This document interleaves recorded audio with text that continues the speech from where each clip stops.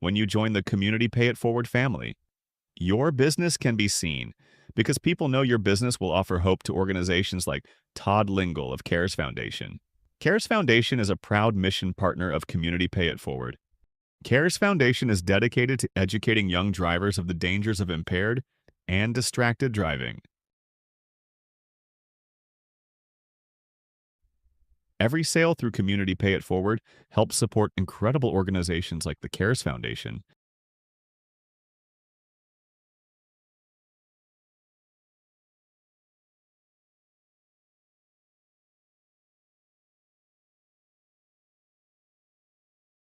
Community Pay It Forward isn't just another rewards program.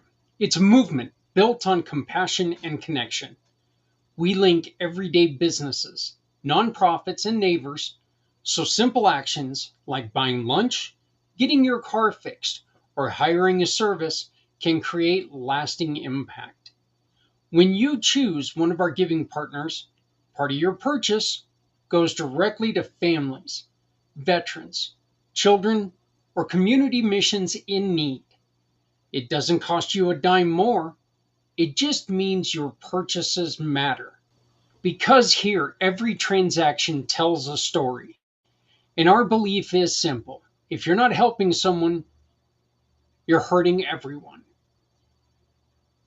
Because at Community Pay It Forward, no one needs to go it alone when we all come together.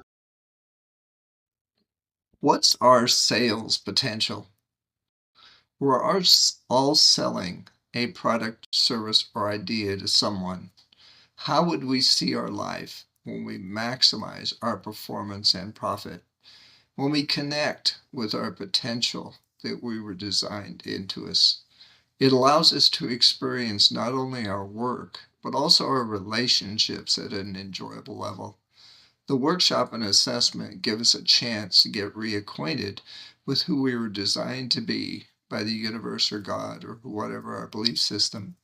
The 3-hour workshop is separated into 3 days so our brain can absorb the new motivation and behavior change. J.W. Wilson, my mentor and author of Cracking the Learning Code, was not only known as a world leader in this science, he built $21 million businesses and taught Mayo Clinic's doctors to connect with their patients, among many other things. This is Les Simpson of Enhanced Team Performance. Below in the details is a flyer of the workshop, also with white paper and testimonial of the assessment. Included is a video link to my assessment. It shows who we are in all 6 areas of our life and was created in the 80s and was proprietary to the Fortune 500 for 30 years. Now I'm bringing it to companies and individuals that want to maximize their work and relationships. Get back with my team leader that sent you this video to join their workshop.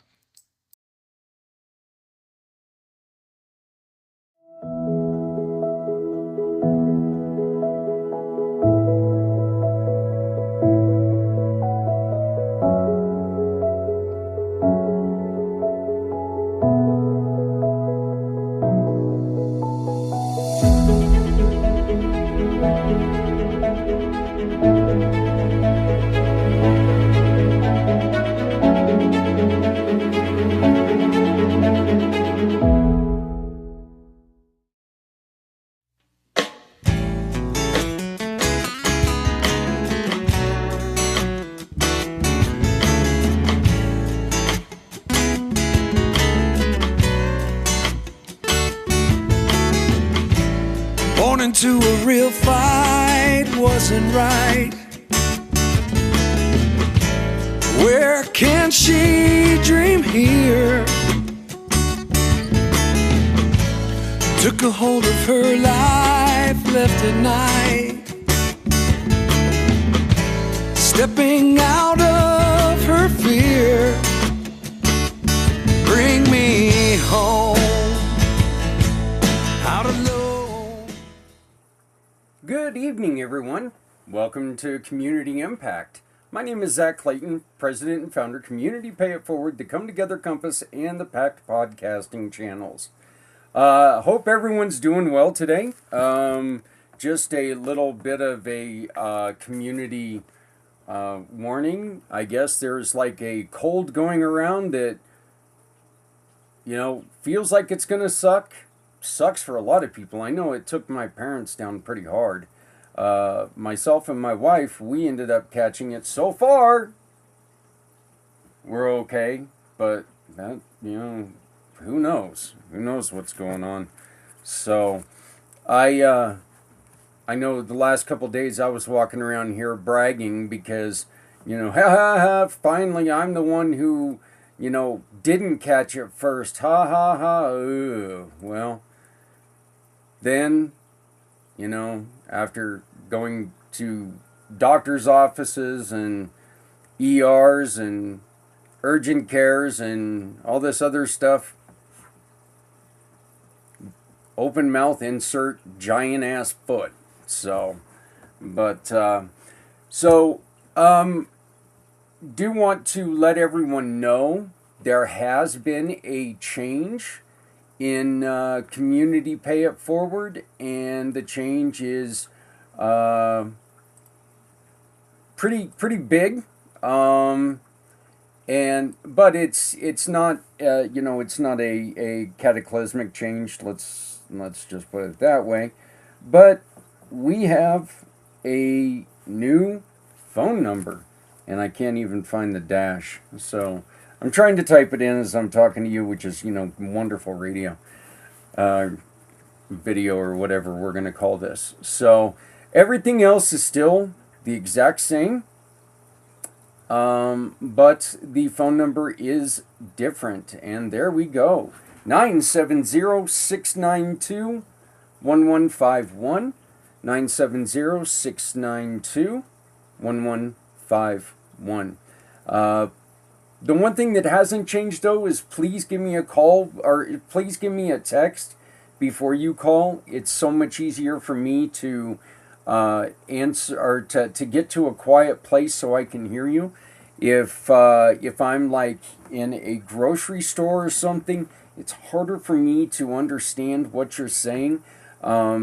I have to stand still in a quiet place, and believe it or not, I have to plug my deaf ear. I don't know why I do it, but I have to.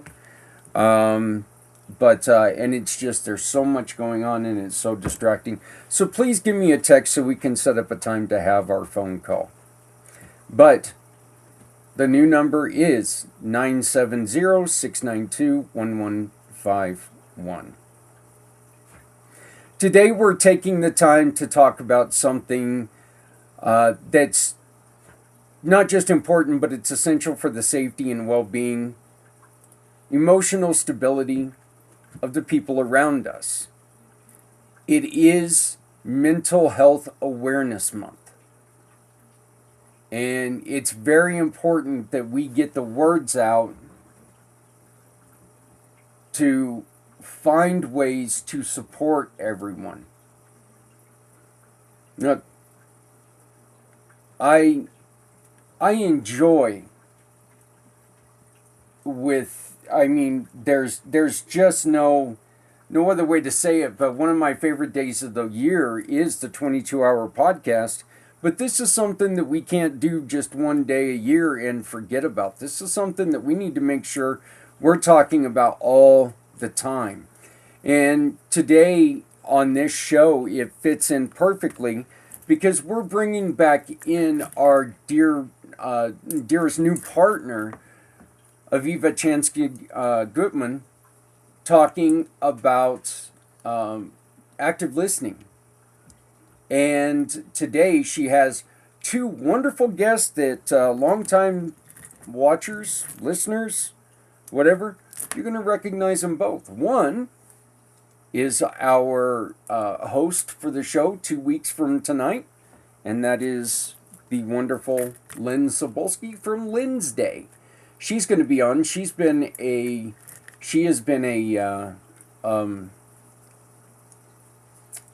a student, if you will, of Aviva's for a while. And then the other one is the wonderful Mr. Z. He is also joining us for this podcast. And I do just want to give you a warning. This is not the way the lessons go, okay? We're trying to record in 1 hour what Aviva takes and does in multiple sessions. So it's easier for you to sit down with her one-on-one and understand everything that's going on. I think our guest did a fantastic job. I think that Aviva did a fantastic job of doing what they did, but it was under very difficult circumstances. So please do understand that. But yes, today we are talking about active listening and why it's one of the most important and effective ways to support someone who's experiencing anxiety, overwhelm, most importantly, dark thoughts. It's not a small topic. This is not a soft skill. This is a life skill. And in many cases, it can be a life-saving skill. That's just not, I'm not just putting that out there to make it sound more important than what it is, because I can't put enough emphasis on how important it is. Look, when someone is struggling with anxious or struggling with dark thoughts, their mind becomes a literal storm. And there's not a single one of us that at some point in time, whether it be our younger years or yesterday, that has gone through a dark time. And it's not just mental, it's also physical. Their nervous system is overwhelmed. Their thoughts race. Their breathing changes. Their sense of safety collapses. And in those moments, they do need someone to fix them. I'm sorry. They do not need someone to fix them. They do not need someone to lecture them. That is one of the worst things that you can do, is try to lecture someone. This is something that our dear friend Maria Belenik says all the time when it comes to loss. You know, you can't have somebody rush you. And nobody needs someone to tell them to calm down. They need someone who can listen. Listen in a way that helps their body and mind settle. And that's what active listening does. Active listening is the practice of giving someone your full attention without judgment, without interruption, and without trying to solve their problem before you understand their experience. And I'd like to go further. There's a lot of times that you don't have to give any advice.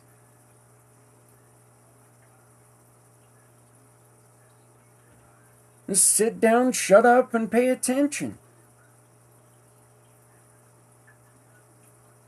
I've noticed when I go to a counselor every once in a while, I say the things out loud, and I realize the ridiculous situation that I'm in on my own. He or she doesn't have to say anything. I realize that if I'm sitting there and I can say it out loud, and I can put it in my own face, I know what the problem is. And when you say it out loud, sometimes the situation and the healing process is very clear. Now, yeah, there are some times they're going to want to hear something from you. You've got to judge the room. You've got to judge the person. You've got to, just make sure that you are doing what's best for them. Active listening is not a point of you trying to show someone how smart you are. So once again, active listening is listening without interruption and without trying to solve their problem before you understand their experience. You have to understand their experience. It's listening with your ears, your eyes, your posture, and your presence. These things here. Nothing shows disinterest more than these things here.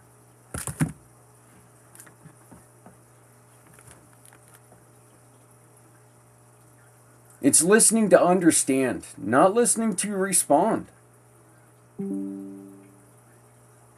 And here's why it matters so much. When someone is anxious or spiraling into dark thoughts, their brain is operating in survival mode. The part of their brain responsible for logic and problem solving goes offline. Their emotional center becomes overactive. Their body prepares for danger even when the danger is internal. Even when the danger is not as big as they have made it. And we've all been guilty of that too. We overreact to a situation. In that moment, the person cannot think clearly. They cannot reason. They cannot access coping skills. They cannot hear advice. But they can hear you if you're listening with intention. Active listening helps regulate the nervous system. When someone feels heard, their breathing slows down. Their heart rate begins to settle. Their brain shifts out of panic mode. They begin to feel safe enough to think again. Safety is the foundation of healing, and listening is one of the fastest ways to create that safety. This is why therapists, crisis workers, and trauma-informed professionals rely on active listening as a first step in every conversation. And it's exactly why our giving partner of the day, Aviva Chansky-Gutman, teaches these skills at her profession. Look, Aviva is a licensed social worker. She's a certified imago relationship therapist and an expert in nervous system regulation. She teaches people how to calm emotional overwhelm and how to reconnect with their bodies and how to communicate in ways that reduce conflict and increase connection. Her work is grounded in the belief that people heal when they feel seen, heard, and understood. And active listening is at the heart of all of that. So during this next episode that you're going to watch, you're going to go through the breakdown, some of the core components of active listening. And so real quick, we're just going to go through those. Okay, so these are the core components and why each of them matters so much when someone is struggling. The first component is presence. Being fully present means putting down distractions, making eye contact if appropriate, and showing your body language that you are here and you're not going anywhere. Presence communicates safety. It tells the person, you matter enough for me to stop what I am doing to be here with you. The second component is validation. Validation does not mean agreeing with everything the person says. It means acknowledging their feelings as real and understandable. When someone says, I feel like everything is falling apart, validation sounds like, that sounds incredibly heavy.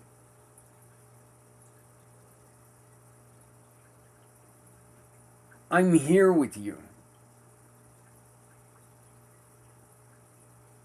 Please tell me about what is bothering you.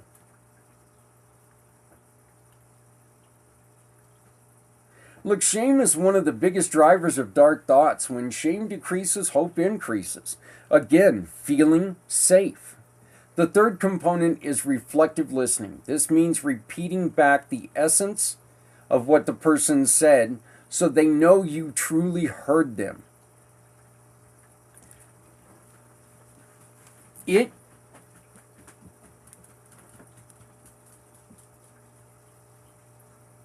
sounds weird, And at times it may even sound like you're mocking them. But if you say it to a point where you're proving to them, actually what I'm hearing is this. Did I get that right? They know you're paying attention.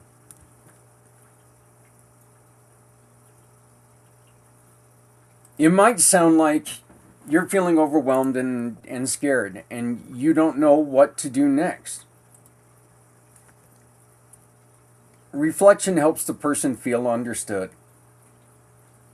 And it also helps them organize their own thoughts. The fourth component is non-judgment. When someone is anxious or having dark thoughts, they're already judging themselves harshly. They don't need more judgment from the outside. Safe place. Safety. Safe, safe, safe. They need safety from you. They felt safe enough to come to you, make them feel safe enough to stay with you. They need compassion.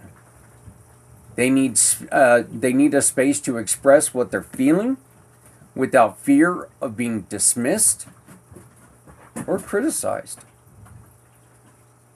The fifth component is gentle curiosity. This is not an interrogation. This is not pushing. This is simple asking open-ended questions that help the person explore their feelings of safety. Questions like, what's the hardest part of this right now for you? What do you need in this moment?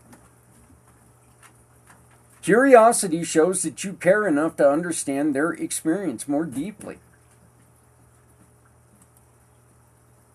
Then there's silence. Silence is powerful. Silence gives the person space to breathe, to think, and to feel without pressure. Now, I know what everyone's saying.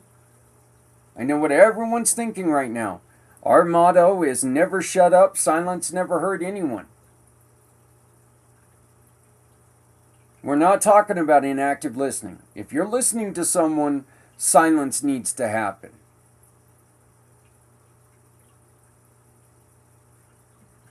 But what we're talking about with never shut up is the person who's talking needs to make sure they are expressing everything in the moment, and they're really putting it out there. So, in this moment, silence does help people. Silence communicates patience, it communicates respect, and it communicates you're not rushing them. And then, supportive statements. These are simple grounding phrases that help a person feel less alone. Statements like, I am here with you. You're not alone. We'll get through this together. These are statements. These statements do not fix a problem, but they stabilize the moment. Look, when you combine all of these components, you create a space where someone can begin to calm their nerves, their nervous system, slow down their thoughts, and reconnect with their sense of safety. Once they feel safe, they can begin to think more clearly. They can begin to access coping skills. They can begin to consider next steps, and they can begin to feel hope again. Active listening is not therapy. It's not a replacement for professional help, but it is one of the more powerful tools we have as human beings to support each other in moments of fear, anxiety, or emotional darkness. And again, this is exactly why we highlight the work of Aviva. Her entire practice is built on helping people feel safe. Safe enough to heal. She teaches people how to regulate their nervous systems, how to communicate with compassion, and how to build relationships that support emotional well-being. Look, if you want to learn more about her work, you can visit her by scanning the QR code above. You will see this QR code throughout this video. It is in the box right beside Aviva. You're also going to see QR codes for Z and Lynn if you want to get a hold of them. So, but as we're winding down, I do want to once again remind you of the new number, 970-692-1151, 970-692-1151. Please make a note of this. Please change it in your phones to get a hold of me. Please text me before you call. And now, before I close out this section of this, I do want to introduce something special. The Aviva show this week is with Lynn Sibulski and Mr. Z. This show brings together live experience, professional insights, and real conversations about healing, connection, and emotional resilience.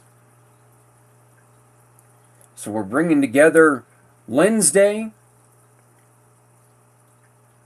with the web designer who designs websites for other designers.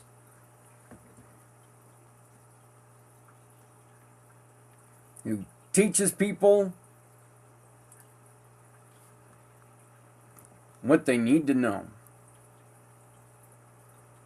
So I want to thank you for joining us, and I'm excited to begin this show. Once again, consider getting a hold of Aviva through her QR code.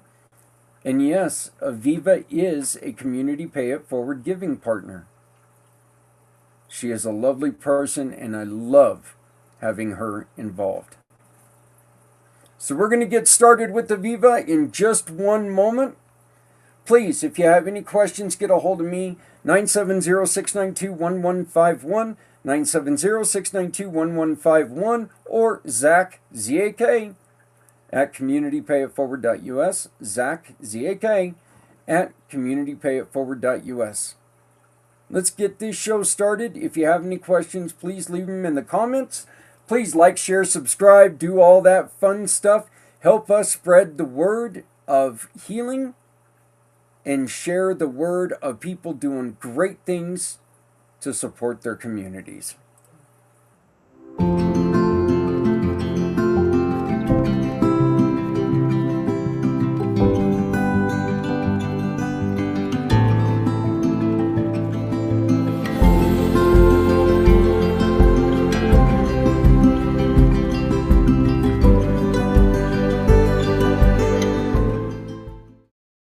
Hey friends, I've been thinking, we all have our strengths, right?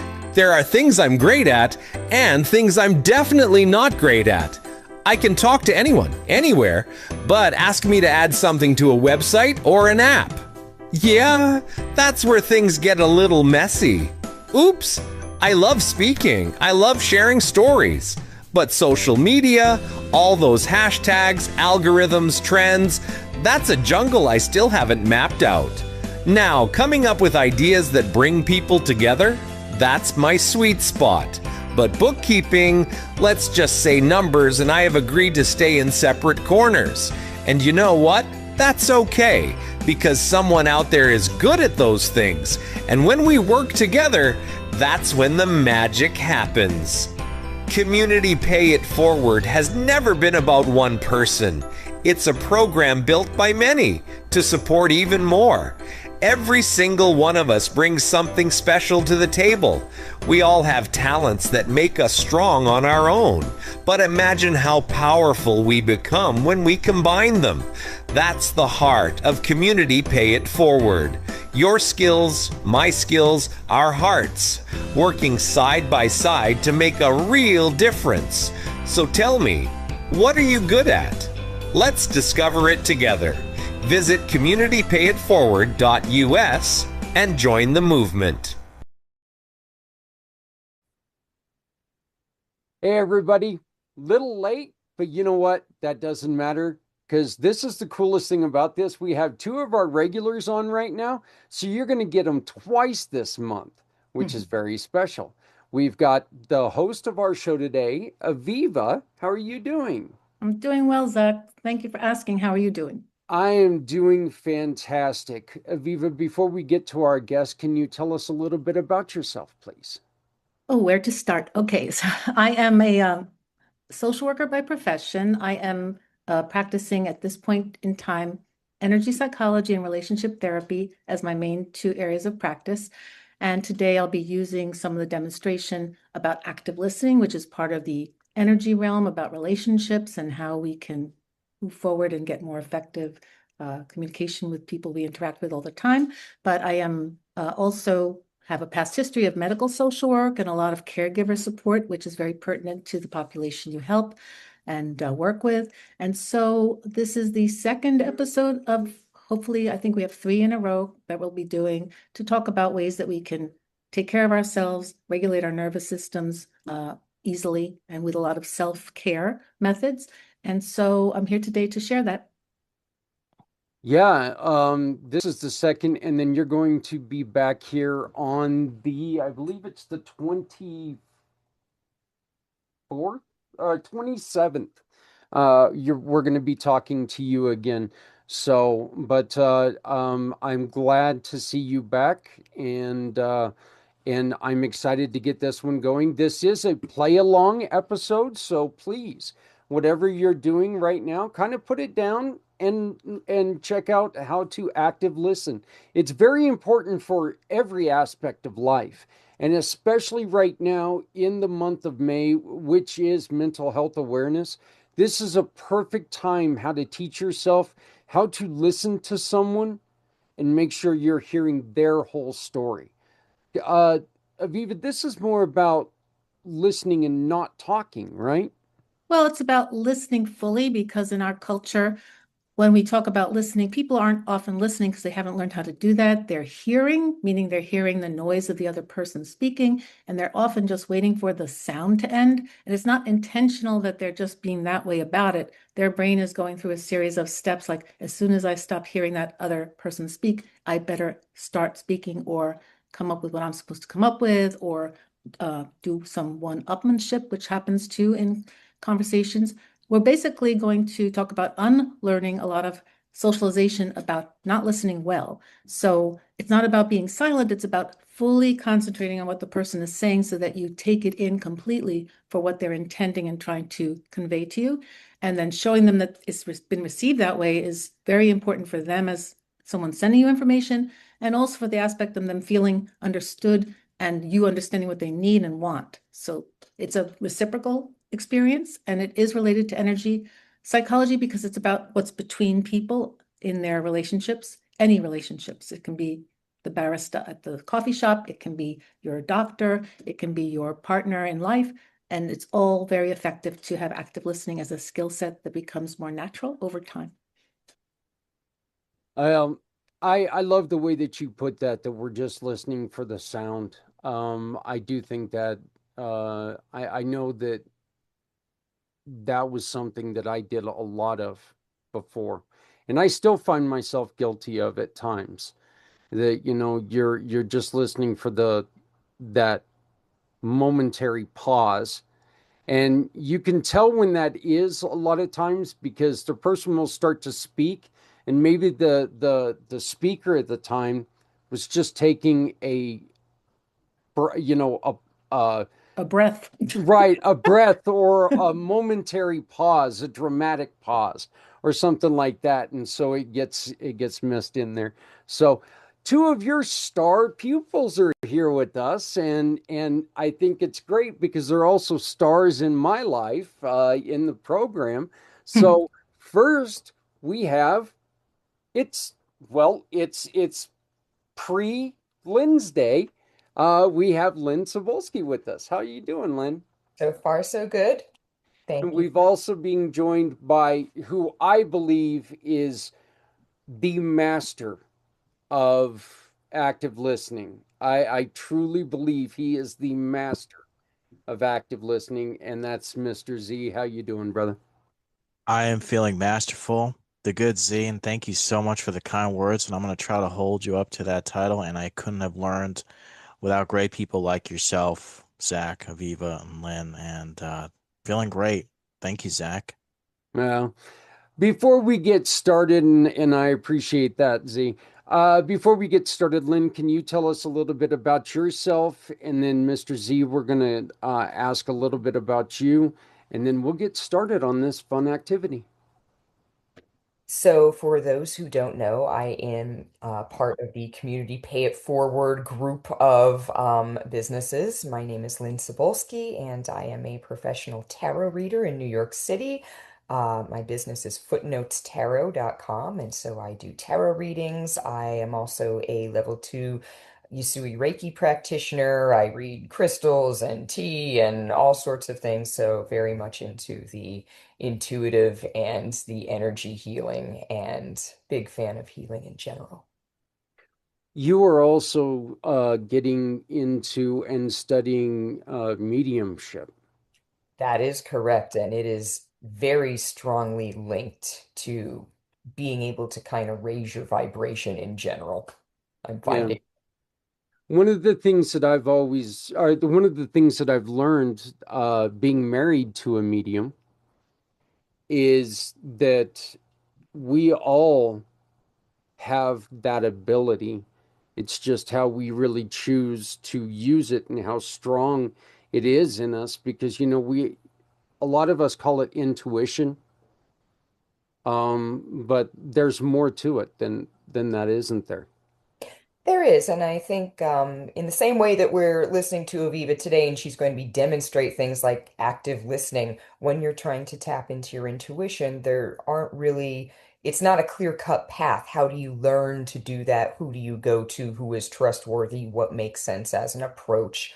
Um, in my experience, meditation is just the number one way to calm your mind and get it into a space that allows connection with whatever is there.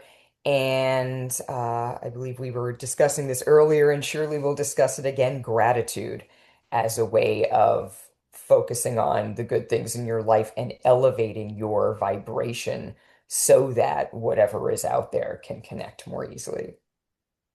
Wonderful. Mr. Z, tell us a little bit about Z World Webs and Z World Cares, please.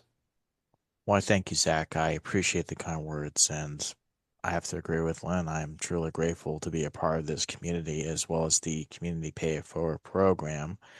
And start off with Z World Webs and Z World Cares.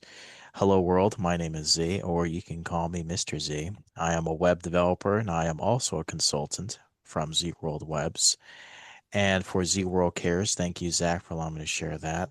I run a website called Z World Cares, which empowers nonprofits to accept donations, accept volunteers, find sponsors, and in some cases, find board members for their nonprofit organizations. So if you are looking to share your mission to Z World as a nonprofit, or know someone of a nonprofit that's looking to show Z World that you care, please visit www.zworldcares.org. Thank you so much. Back to you, Zach. Yeah, and I just want to put a huge shout out to Z World Webs, because they are the creator. This man built communitypayitforward.us, and he gave me the tools to control it, which, good or bad, you know, that's within your opinion, good or bad, how I've done. But he built a beautiful website, and he helps me maintain it. But also nonprofits, seriously, it's a free website to you. Okay, why aren't you on it? The more you put your face out there, the more people can see you. There's never a place where you should not be part of. And we work very closely with all of our mission partners to make sure that we're getting them into Z World Cares. And because there is just no such thing as, too many eyes on you. So, well, Aviva, please Yes. teach us about active listening. Absolutely. So what I'll go into first is the whole concept we'll work on today is called a safe conversation dialogue. It's based on the therapy model I use for couples and people in other relationships called Imago relationship therapy. Imago relationship therapy, if you want to Google, Harville Hendricks and his wife Helen LaKelly Hunt are the founders of Imago therapy. Imago is a therapy that's designed to help any person or people in relationships feel more connected. So the baseline about what is important today to explore and show is connection is the goal, safety is the real overarching need for a conversation to feel safe and to feel like you are effectively expressing yourself and being understood, is that a conversation or dialogue can be safe. And those aspects really help. And then what Lynn mentioned about positivity or appreciation, appreciation always brings us into the part of our brain that's not about negativity. And so it's not always possible in a conversation, but it's usually the first part of any dialogue that I teach is to teach people how to have the process of having a safe conversation, a dialogue, because they're working from their prefrontal cortex of appreciation. If they're working from their amygdala and danger signal area of their brain, that's when conversations and connection just go offline. And that's what happens in most conversations in our lives, is that there's no guarantee in any way of safety. Of course, people can't set out to have a casual everyday conversation saying, is this a safe conversation? But if you learn the skill set for how to be safe in your part of a conversation, you'll notice that the people involved on the other side of it, even if they're not actively doing it like we will do today very consciously, they notice it. They notice the energetic shift that you are also responding to them clearly, understanding them fully, and making sure you understand what they mean. So in turn, their reaction will be just a way that energy works, is that any system is affected by a change in the system. So you'll see today, everybody's very conscious of what we're doing, but in the outside world, you'll always approach it first like this other person's not going to get it unless I keep trying, in terms of speaking clearly and asking for help. So you'll just see how it's designed. So Imago therapy in itself is about people feeling safe in their relationships. And I'm certified in Imago therapy and in safe conversation skill set training. So part of what I do is to teach the skills we'll do today in classrooms, in online classes, lunch and learns online, in person, human resource departments. So that's also one of the reasons I like to share what it's about, to explore it more. So when I met with Z and Lynn before this actual recording, just to talk about what we'll do today, we talked about what a safe conversation is, and we're going to be doing that for active listening. Active listening is important because it is an exercise, a skill set you have to develop for feeling more engaged with a person. And we talked about the theme that might be really applicable to the population watching the show, veterans or their caregivers that are very interested in making sure they can access help and assistance. And also the fact that in general, one of the frustrations is that they try to get help and assistance and often are turned away or postponed or delayed. And I think that even you, Zach, in your own exploration of assistance have encountered that many, many times, a delay, a postponement, saying it's not exactly what you're saying it is. When you're reporting something painful or difficult for yourself, there's a lot going on in communication that could be improved greatly, but through active listening, at least if one party's doing it, it can improve the interaction between any two people. So I would say, are there any questions, but we don't know if there are any questions yet. Actually, I do have one for you. And are there any keywords or key signs that you're not in a safe conversation? Are there any things that you can look for and immediately tell that you're not in a conversation? Absolutely. What also is very much a focus for the work I do with everyone is to help them be more aware of their nervous system reaction. So when something's not safe in general, no matter what it is, you will have a reaction that you feel. This is not safe to speak more about this. This person doesn't hear me. Or it's dangerous. They're not a safe person to talk to because of past experiences with them. What you're feeling, it's important to feel it into your body. What doesn't feel right about an interaction, feeling into your body is very much about what energy work is about. I don't mean energy work in the same exact way that Lynn is talking about energy work. I'm talking about in energy psychology, where the brain operates for safety. The amygdala, the primal part of our brain that has stayed here since way back, our ancestors had it very much as a method for them to determine if they were safe in the jungle, in the caveman days. Was there a lion, tiger, or bear coming toward them? Their amygdala would do like a fire alarm, get out of the way, run fast, hide. That part of the brain is still there. It came with us all the way through the generations. And anything that feels unsafe, even if it's just something very different than a lion, tiger, or bear coming at us, will feel as dangerous as that. We've all had that experience where if we have an argument with someone, which is about the conversation safety, and we can't understand the morning after, why did I feel the way I felt? Why did I react as though it was life or death? Because the part of your brain that reacts to life or death threats was activated by the intensity of whatever happened. And often we'll look back and say, it makes no sense. I was so upset about that garbage can being taken in each night, and it's not that important. How could I have been that upset about it? It's because the pathway in the brain is going to the danger signal part of your brain, the amygdala, and saying, alert, alert, this is not safe. And usually it's not safe because the way people are discussing something or how they're attacking each other.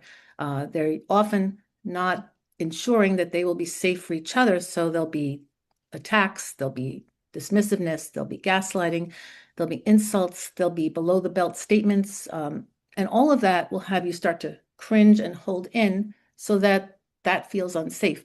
But again, sometimes the awareness of it doesn't match the amount of reaction you're feeling. But that's when you can know there's something in there I'm being activated about. And that's what also is called triggers to lots of people. They realize they're triggered by something because they notice almost immediately, because it's not a thought out reaction, it's a immediate reaction. So the slower term that's very important to pay attention to is response. So between trigger and reaction, can't help the first reaction, but you can recognize the reaction and then say, but how will I respond? Most people, unfortunately, but they've been encouraged to do so, react right away with whatever comes out. And there's no filtering, there's no keeping it softer, understanding how they affect the other person or the other group they're talking to. They just react and think that's the way to do it. And that is a very culturally popular way of being right now, as we all know. It's not about let's take some time, let's make sure that we respond in a way that's safer and kinder. We are actually getting a lot of feedback in social media that it's okay to react. The minute you react, that's it. It's okay to insult. It's okay to diminish other people. So the whole thing that we're doing also in this kind of skill set training is to help people go slower, because if you have to take one thing away from how to help this be better, is to go slowly. And that helps with everything, because when we go slower, we have more resources for how to do something more kindly, more gently, more effectively. So the safety that you're asking about, how do you know? You'll feel it in your body. You know that you're reacting immediately and it doesn't seem in proportion. That's another way to know something's not safe. And so those are just a little bit of the guidelines, but I'd say the most important part to keep in mind is that our culture is encouraging ways to react that are not healthy, but it's encouraged. So people are getting more fueled. This is how to be. And we're trying to say, no, let's go backwards a little bit and say, this is not the way to be. It's not helping. So I hope I answered you, even though it was a lengthy answer. Yeah, actually you did. And one more question before we begin. If one of the two parties is practicing active listening, is that going to lessen the chance that two people are saying the exact same thing, yet there's an argument because they don't say it the same way? I mean, two people in conversation that are having difficulty? Yeah. Well, one thing that helps is to just always validate the other person. All right, so I heard what you say. You hear it colloquially like, I got you, or I hear you. But what you really need to do is, okay, so if I've heard what you're saying, you said that this is bothering you because it frustrates you that I'm, let's say, late all the time, in your opinion, because it makes you have to wait longer than you need to, and you get somewhere on time, and that's frustrating. Like, you tell them what you understand of what they've said, and they're usually so upset and activated because they feel they would not be understood for what they're saying. But the minute you do that, it hits like, oh, yeah, that is what I was saying. They're listening to me. So even if they're not actively listening yet in what they're aware of how to do, they are getting the feeling of, oh, somebody heard me. And that's how it starts to soften when only one person's doing it. Okay. Perfect. That's all I've got right now. Okay. Did either of you have something that you wanted to add? Not thus far. Okay, so I'll go ahead with showing active Please. listening skills to the audience. So Z and Lynn have volunteered to help me today, and they've been somewhat familiar with the way that I work and what I do to help people with their connection in relationships and also to downregulate their activated nervous systems. Both are really important separately and together. And since every day of our lives, we are interacting with people in any number of ways. It's not just conversations, it's texts and emails. It's any way that you're trying to connect and communicate. How it's done is very important for what you want to have as the goal or result for what you're asking or doing. And sometimes, of course, we're aimless. We don't know why we're doing something. We're not having any goal to that. But I thought for this audience, it might be helpful again to focus on the theme of how do I ask for help when I really need it? Because the population often needs something that, for one thing, they don't know who to ask, or they ask professionals that don't respond well. And the other way is that they keep having to ask. So it's very frustrating. So there's frustration involved that is about the other party most of the time not really knowing how to do the active listening. So we'll also focus on the frustration of that situation. But for now, we'll just do a demonstration of actively listening where Z and Lynn will be sender and receiver about what it is to ask for help and when I really need it. I mean, they'll talk about how it feels to be trying to ask for help and need it and what it brings up for them. So we'll do that. So in the active listening dialogue, we have a sender and receiver, and then they reverse roles after they've all gone for their parts. The sender's finished, the receiver switches, and then they switch. So we will first have, I think I'm going to just ask Lynn to be the first sender today, and that will be that Z is the receiver, and I'll walk through the steps of active listening. And if later after this, Zach, you want to attach the outline of an active listening conversation, I can send that to you to put on the screen for people. Yes, please. Okay. So Lynn and Z, thank you for your time today. Appreciate it. So what we'll first do is, because you're the first sender, Lynn, we're going to ask Z, I'd like to have a dialogue about how to ask for help when I really need it. Is this a good time? Can you ask him that? Z, I would like to have a conversation about how to ask for help. Is this a good time? It is an excellent time. Thank So you you for also want asking. to add the part when I really need it, because I think even earlier you mentioned that part was really important when we were talking about the topic. So we're asking for the topic and if it's a good time. And the reason those two parts are important is we've all been part of conversations where somebody might say, I want to speak to you, and they don't tell you why, and they don't want to know if it's good for you to listen to them at that time. So you're already trying to gauge if it's a good time for someone to receive information from you and be fully ready for that. When we listen, when we're not ready, we feel forced and we often aren't ready to listen. We just pretend we're listening or try really hard, but we're so pressed upon that we must do it in that moment that it's not a sincere effort. So the invitation is important for already those two things. Is it a good time for the listener? And what are we going to talk about? So thank you, Lynn, for asking him. It is a good time for Z. If it were not a good time in regular life, your partner that you're asking can always say, now's not a good time. How about in a few hours or after I had dinner? Always try to offer the person a time you will listen to them so that you are allowing for the fact that they really want to be heard and you're offering that, yes, I will do that with you and for you. And of course, this isn't a perfect world, not an imperfect world. So, okay, so Z's available. It's a good time. So Lynn, you'll just start off with a sentence like, so when just the topic, when I look for help and I really need it, what I experience is. So when I look for help and I really need it and I can't find that help, what I experience is frustration, confusion, like I should be smart enough to figure things out, and just a general overwhelm of what is out there and where to start. Okay.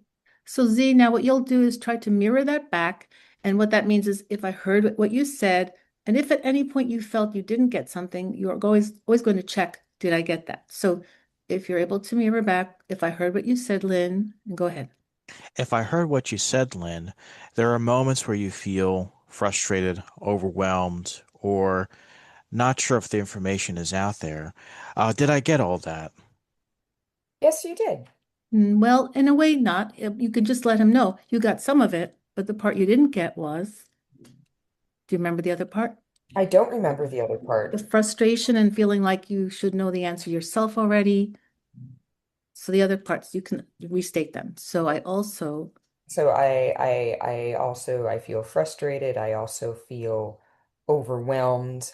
Um, like I should be smart enough to figure things out for myself, but I'm not. okay, so that's a good chunk for mirroring. Okay. So Z, if I heard what you also just said, If I heard what you also said, you also feel like you should have all the answers you're looking for, even though you do have all the right answers, even though you feel frustrated or overwhelmed at times. Did I get all that? and the thing about active listening as a dialogue exercise, if the person missed anything or you want to add more, you just say, you got most of it. I also wanted to mention, and you can add something. So if there's anything, go ahead. Yeah, you got most of that. I also want to mention that we know this is a tricky topic, so I appreciate your taking the time to talk about this with me. Thank you, Lynn, for acknowledging, and I do understand that this is a very tricky topic to discuss in a conversation, So and you're Z, I have to interrupt there because what you're doing is mirroring, exactly mirroring. So the term mirroring for active listening means that you directly mirror, like a real mirror, what the person said. And we have to refrain from how our brains want to go into opinion, judgment, value, because that's the skill set we're trying to train ourselves to have, is even though we have the inner tendency, like you're saying, it makes sense and I appreciate it, that's not what we're doing. We're doing mirroring. And that's why it's hard active listening, is you exactly have to try to reflect what the person is sending you. Okay, I've got a really quick question for you, Mhm. Aviva. In this exercise here, would it benefit the respondent, in this case, Mr. Z, if Aviva or if Lynn's questions, like if she took and maybe made that in two statements to where Yes. he didn't have to listen, to where you're not listening to just Mhm. a whole bunch in one. Yes, actually, when you teach more over time with people in active listening and imago therapy, you help them know that there is the option to say, there is the way to ask for a pause. You can do some kind of a signal. Can I just do this part? Can I reflect this part back first? And they can do that. Often people are in the same room, so they can show each other by a gesture in the room. And it shouldn't be a gesture like stop, because that is very off-putting and it evokes a lot for the nervous system to have someone put your hand in your face.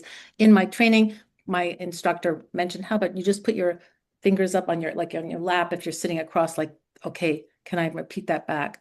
But online, sometimes you need just another way to say, just very subtle. The subtlety is important. So yes, more chunks help. Smaller chunks over time in general help people repeat back. So that's true. Because the way our brains work is that it's trying to listen actively, and it's very much about, I took that part in, I took that part in, I took that part in. So yes, that makes perfect sense. And so now, Lynn, what I'm going to ask you to do then is elaborate more. And we call this in active listening dialogue exercises sort of deepening the information, so that you're explaining more of why this is something that's frustrating. So you might want to, if you could, retrieve, and when is this frustrating? What it reminds me of from my past experiences is, Okay. So what this reminds me of is situations when I was younger and I needed help in school, and I would ask the teachers for help, but they thought that I was too smart and didn't need it, and so they wouldn't give me this help. okay, so that's a good chunk. And so Z, if you're able to mirror that, please do. And if you found that you need to hear it again, you're always able to ask, could you please resend that? Or, that type of thing. So if you're able to mirror what she just said, go right ahead. Of course. So what I hear is you feel frustrated that you were not given the opportunity to learn because your teachers felt like you already knew and therefore didn't further elaborate on what they wanted to teach you, what you wanted to learn. Did I get all that? Pretty close. It's that when I would ask for help, they wouldn't give me help because they thought I was smart enough to figure it out on my own. Okay, Okay. mirror that. Yes. So if I understand correctly, when you wanted to learn a subject, the teachers or your teacher would not give you the lesson needed because they thought you knew the topic already, and therefore it did not direct you into learning what you needed to know, even though you needed the help. Did I get all that? Yeah, we're getting closer. It's that I needed help. Like I was having trouble learning or I was having trouble finding information. And when I would say to a teacher, I'm having trouble finding information, it's like they thought I just needed to try harder. Like maybe I was being lazy by asking them instead of doing it for myself, and they would just send me off without any help. Okay, this is very important. The clarity, the back and forth of did I get that? And Lynn refining it more, because if Lynn was not able to offer the clarity, then there would be a complete misunderstanding by Z of what he took in. So that's why the active listening is a checking. Did I get that? Did I get that? If I heard all that you said, I got that. Did I get that? So Z, I know I'm interrupting, so it might take away the flow. Lynn, can you say the last thing you said succinctly so that Z can say it right away and I won't interrupt? Last thing that I said is the same thing. When I would ask teachers for help, they would think that I was smart enough to figure things out on my own. And so they wouldn't give me the help that I needed. Okay, great. Z, can you mirror that? Of course. So if I understand correctly, when you requested for help or further clarification, the teachers would not give you the clarification because they thought you already knew the subject already and therefore asked you to figure it out yourself. Did I get all that? Yes. Thank Okay. you. Now there's a part where we have the receiver ask, is there more about that? And the reason they ask that, as you can even hear in the tone, is there more about that, shows curiosity. And curiosity invites the sender to feel safe enough that the person wants to hear more from them. So what we're doing here, when there's the question, is there more about that, is we are trying to address, as a healing technique, the fact that most people do not get asked, is there more about that? They get told, are you done yet? Or they get someone interrupting with, well, okay, you might have had that experience, but that's not how it was for me. Like, this is not the stuff that we bring into something that's safe. That's what most people bring into conversations is opinion, competition, one-upmanship, and talking about their own experience instead of listening fully to the other person's experience. So we are trying, and it is work, as you'll notice. It feels difficult if you try it yourself to do this, especially the first few times when you're learning it as a habit. You're retraining your brain to be more involved in actively engaging with somebody else. So now we had all that, and just to say that now Z has mirrored Lynn, and then just say, is there more about that, to see if Lynn has more about that. Of course. If I may ask, Lynn, is there more about that you'd like to share? Um, I will share that it's important for me to feel trusted when I'm asking for help. If I'm asking for help, it's because I truly need it, not because I'm lying or trying to play a trick on someone or get out of doing something I need to do. Great.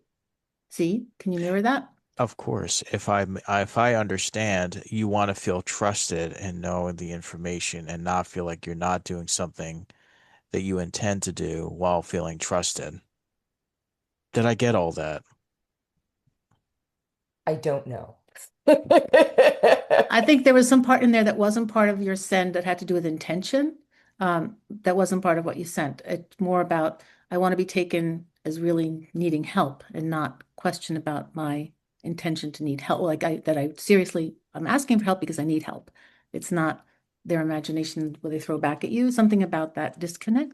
Right. I guess what I'm asking for is for him to trust me when I say I need help, that I really need it. If I understand correctly, you are asking for that trust that you need. Did I get all that? If That not, you need the please let help me you're know. asking for, that you need the help you're asking for. That you need the help that you're asking for. Did I get all that? Yes, you did. Okay, so while we're fresh into what Lynn sent as her statements about what it means when she's asking for help when she really needs it, what would be next? I would explore more if we were going more into it for a longer period of time. And I can absolutely do that with anyone that reaches out to me to have exercises in active listening or connection and relationship work. But what I'll say now is the next step, because Z has paid a lot of close attention. He's actively tried to hear everything Lynn said, take it in, repeat it back. You see that that burns a lot of calories. It takes a lot of energy. It does. So the next part is a summary mirror, which means that if he thinks about everything Lynn said as a whole, he can just say, if I heard all that you said, and it doesn't have to be verbatim unless the person sending it says, please repeat every word I said, which is usually not possible or easy to do. Not that anything's easy. Sorry, nothing's easy. I have to just say that. But if I heard all that you said, and then you try to summarize what Lynn has said, and then you'll be checking in with her when you've finished your summary to see if you got what she sent. So Z, if I heard all that you said, Of course. If I heard all that you said, Lynn, you feel that when you needed help, asked for help from one of your teachers, they thought that you already knew the subject and did not trust you. Well, they did trust you, excuse me. They did not follow up. I'm going to start over. My apologies. So, if I understand correctly, Lynn, there have been moments when you asked your teachers for help but did not teach you because they thought you already knew the subject. And if their assumption of you knowing the subject, they would ask you to go ahead and figure out the subject yourself. But there's the lack of trust that you feel if when you're learning something new, and that's as far as I know. Did I get all that? so If not, you can please. clarify, Lynn, that the trust had to do with you want them to trust you, because that was not that you had a lack of trust. So anything that you need to clarify to make sure it's understood, you can explain, yes, but when I said trust, I meant they trust me for being authentically asking for help. So is that part of it, Lynn? That sounds like what you meant by Yes, trust. yes. Okay. So then it's the back and forth and the summary mirror. So he asked, did I get that? And he got most of that. So you can say, you got most of that. The part about trust was, and then we just clarified what that was. And so the next part is called validation. And validation is a very soothing aspect of the whole process, because often we are not validated. And validated really means that we're seeing that the other person's experience and world makes sense. It makes sense to them. In our culture, again, we have the experience, and again, that's too much promoted, that if we don't agree with someone, we just tell them they're wrong, that they're stupid, that how ridiculous. That's not what we do in a safe conversation, because that's dangerous. It's dangerous to judge someone, to evaluate, to have an opinion about them, to discount their experience. So validation is to say that your world makes sense, and the reason it makes sense is from what you shared with me. So Z, what you'll do now is just say, it makes sense that you feel that way. You'll share what she shared. And the reason it makes sense for Lynn, not how you might interpret it, but how it makes sense for Lynn. So go right ahead. Can you repeat that again, please? Validation. Validation is Yes. letting Lynn know that it makes sense for her, and you'll share what makes sense and the reason it makes sense for her. So you're doing all this reflecting of what her world is like, that you've heard what her experience is like. Okay. I I sense No, it what makes you're sense. It makes sense. it makes sense of what you're going through, Lynn, and I appreciate you sharing this with me and your feeling of not being heard or that sense of trust that you hope to get from others, and for my understanding of asking for that help when it's not given to you due to their assumptions of them thinking you know all the subjects that's being taught, but that further clarification does create that sense of distance. So And it makes sense that you would be frustrated it would because make people didn't take you at your face value that I need help and I'm asking for it. So that's what it is like. It makes sense. Your world and your experience makes sense. You're letting her know completely.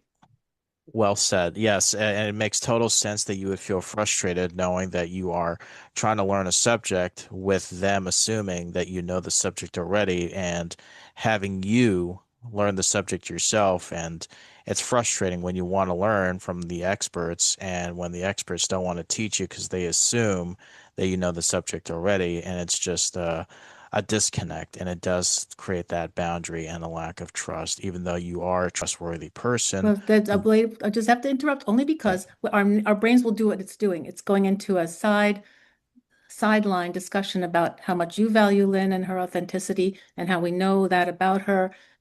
We have to shut down our opinions in validation. It's very hard. It's very hard. The natural instinct is to say, I know she's wonderful and she's kind and she's articulate and she asked for help and how could people not answer her? Like your other brain goes online. In validation, it's purely you're understanding the other person's experience from what they've shared about what it's like for them. So you got most of that, but you don't have to feel pressured to add the make, I think you're this way, or how your brain's trying to integrate that Lynn and respect her. You're trying to just mirror back in a different way. Validation is also a mirroring experience where you're mirroring that it makes sense for them. And the reason, again, that makes sense is because in our world, we do not validate other people and people don't validate us. It's not a natural experience. When it does happen, it feels wonderful. And we've all had those isolated experiences where it feels wonderful, where that practitioner might say to us, finally, your pain level makes sense. It makes sense that those medications didn't work for you, that you were not able to feel any relief from that. How isolating that must have been. From what you're sharing, it was isolating. I went there myself. How isolating that must have been. That's my own interpretation. You're expressing that was isolating, it was difficult. So validation soothes the part of us. All of these parts of the dialogue are soothing and healing. It soothes the part of us that was never told. Your world makes sense. All of our worlds make sense to us.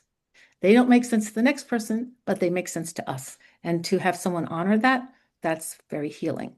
So validation is that. And the last part is empathy in a dialogue like this. So Z, you would just say, the emotions I sensed you, Lynn, felt, and you're going to only what she expressed, not what you would have felt in the same situation, but the emotions I sensed you felt were, and if you can list what you sensed from Lynn. Of course.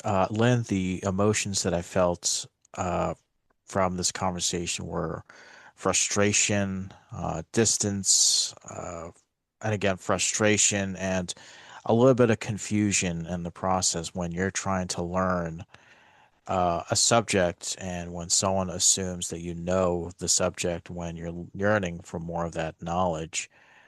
Did I get all that? You did. You did.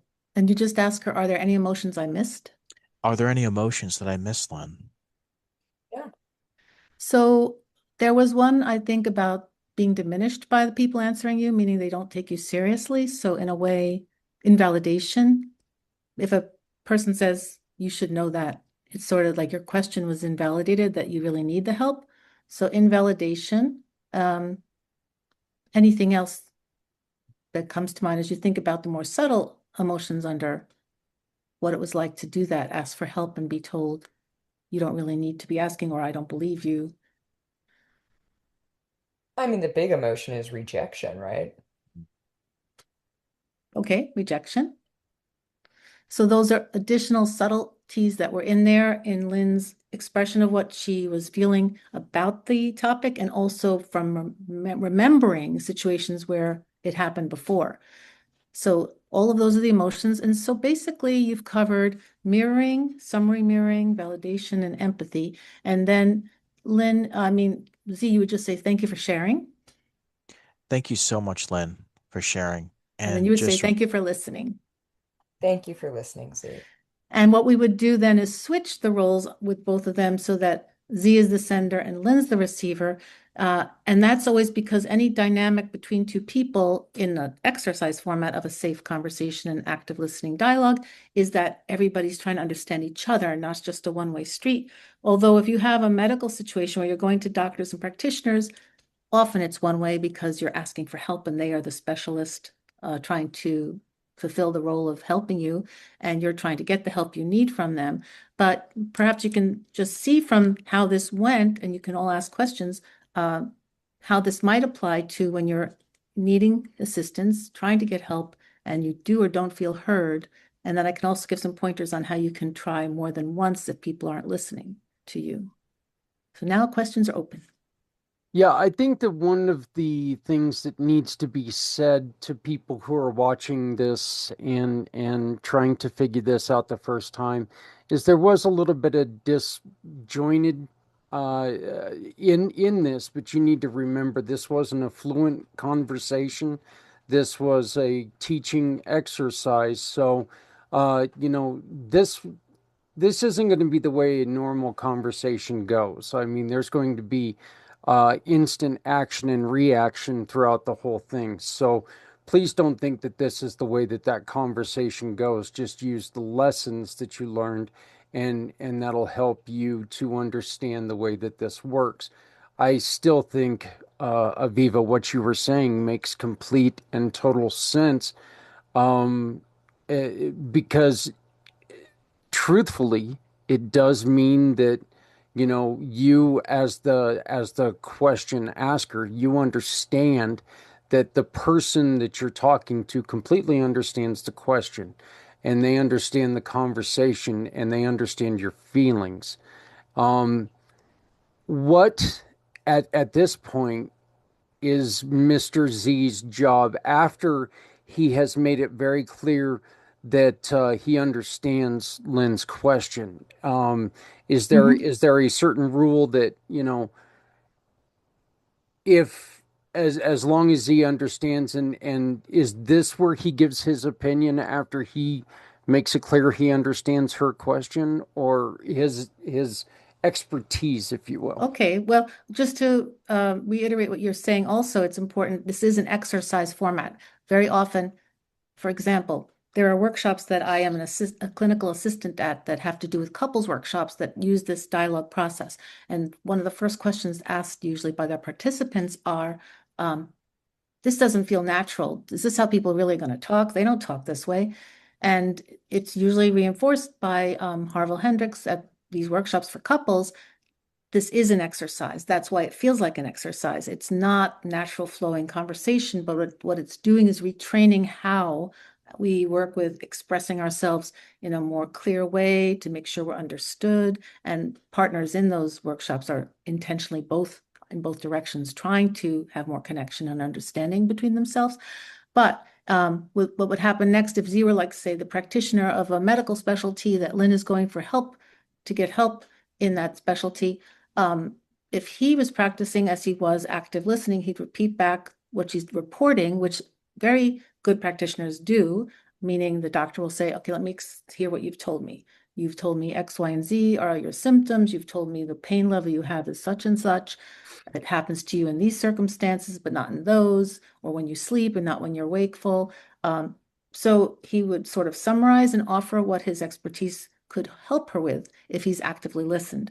And because he'd repeat back and then say, okay, so given all that, one thing we might explore is, and then there might be something like a suggestion for blood work, or a suggestion for trying a different medication dosage, or for physical therapy.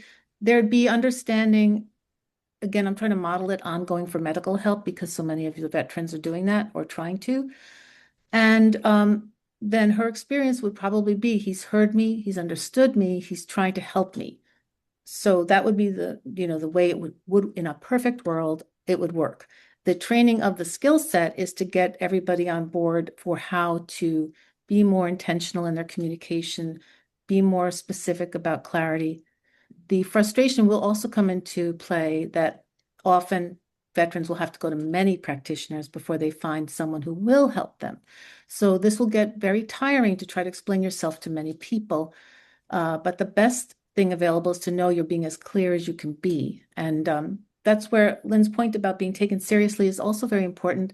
Many people are not taken seriously when they go for help, and it's an ongoing frustration. It's a real thing. But I can also help people in that regard with their frustration at not being fully heard, meaning with my other energy modalities such as the EFT tapping and logosynthesis, is about what that feels like to be in that position. That's a whole other area of examination and helping someone. So I don't know if I answered exactly, but I tried to give the model of going to a practitioner for help. May I? Go ahead, Lynn. Just to piggyback on what you said, somebody going to an appointment with a practitioner and the practitioner needing to mirror back what was said. If I am going to a practitioner, I have no issue with taking a list of notes, things I know I want to talk to that doctor about. Would that be appropriate in any case in a different like a romantic relationship or a family relationship? If I feel like I want to have something to remind myself of what I need to talk about, is that appropriate? Is that going to weird somebody out if I say I want to have this conversation and here's my list? Well, usually one topic at a time is ideal for practicing a active listening dialogue with someone, because too many will just make the mind for both parties go in different directions. They can't focus, but if they can focus on one thing at a time. In relationships, in this work, we have couples or partners. They don't have to just be couples. They can be close relationship, anybody, parents and children, siblings, coworkers, a list of ideal visions of what they want out of the relationship. So there'll be vision statements, and then they'll work on each vision one at a time so that both of them will discuss. Let's say if it's a couple in a relationship, they want more date nights instead of always just focusing on chores and children in the house. They might work on how can we accomplish that we're both happy with that idea of having more time isolated as a date night every so often. Like they'd establish how often, they'd establish where they'd really like to go, or how they'd like to do it. Would it be an outing, or would it be some staying in and having a babysitter? It would be discussion. So there's nothing wrong at all. It's just clarity. It helps you have clarity. What do you want? Relationship visions is what you're talking about relationships, about going to a practitioner. I've had to say, and they're not, some listen, some don't. Can I please ask you the next question I have? Like preempting it, like that's sort of the invitation. Like, I'd like to discuss this. Is this a good time? But if you're in the office with a doctor and they're going through their note taking, I'll say, I want to ask you one or two things when you have a chance while they're usually taking their notes at the time. And then you've asked, and usually, okay, what would you like to let me know about? So you have the list, and hopefully the practitioners are able to listen and will listen. I know it's hard. They don't always listen. So I don't know. Did I answer your question, Lynn? You did. Thank you. Okay. My next question for you, Aviva, is how important is this for caregivers? For caregivers, it's important. Very often caregivers have to interpret what somebody needs because the person they are caregiving for may not be entirely verbal, capable of expressing themselves. Some of their language is not going to be verbal. It's going to be nonverbal language. If you have someone who is nonverbal anyway because of their impairment or condition, you have to actually interpret everything else that they're offering you through their body language, through their fatigue level, through their facial expressions. So for caregivers, it sometimes can be an active dialogue back and forth, but if you have someone who's not able, for whatever reason, to have a conversation, so it would not be a verbal conversation, but intuitive. What are they showing me by their level of discomfort, by their crying level, pain that they seem to have, flinching? It's an interpretation exercise in many cases, or if somebody can express it, it's the same. I need you to go more slowly with me. I can't rush through that experience. Can you please go slower walking to the car with me? I can't do it. Like expressing self to their ability is how it would be modeled for a caregiver and caregiver recipient of care. Yes, Steve? I do have a question. As you were both talking, and thank you for allowing me to do this demonstration, I just want to start by saying, Lynn, you are heard. You are definitely someone who learns a lot of great things and has taught me about the importance of seeing above the grass, no matter how high or low it is, and it's just wonderful. And I did have a question for you, Viva, and as a aspiring master active listener like yourselves, I often come across an issue where, I like to listen. I try to listen and active listen, but I realize that when I'm silent for a long period of time, the other recipient, it just assumes they want me to end the conversation.